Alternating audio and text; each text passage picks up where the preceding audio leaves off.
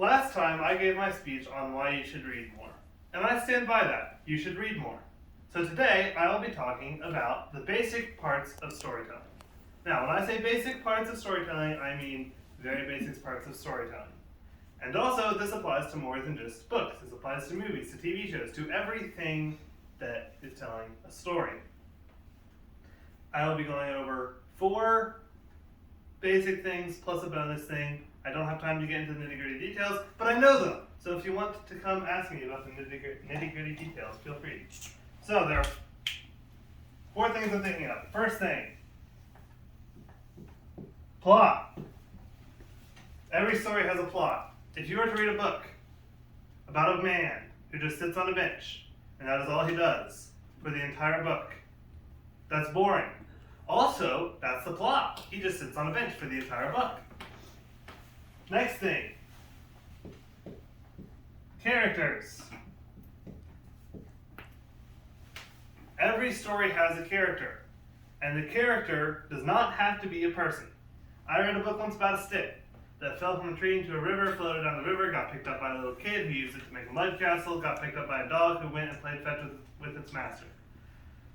And it continued on from there. Does not have to be a person. The plot is what happens, the characters are what it happens to, or what makes the plot happen. Third thing. I was supposed to write setting, but I wrote world for some reason. Setting, or world, or whatever you want to call it. It's world and fantasy. Where the plot happens, where the characters reside. It is narratively impossible to have no setting.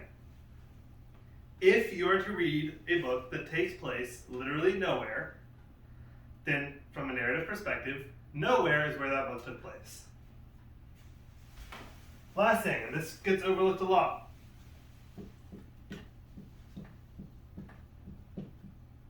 Presentation.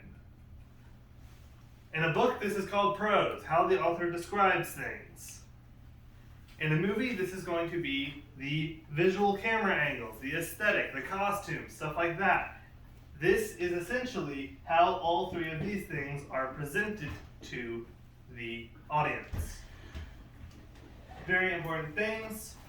Now, one thing that's very important to understand is that there is almost nothing in existence that makes a story universally bad. And there is nothing, as far as I'm concerned, that will make a story universally good.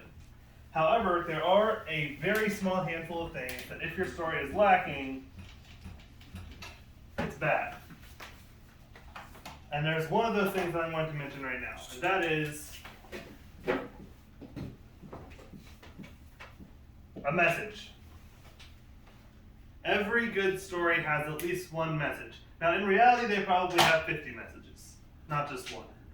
Every subplot will have their own messages, the main plot will have its messages, the characters might have their own messages, the setting might have its own messages.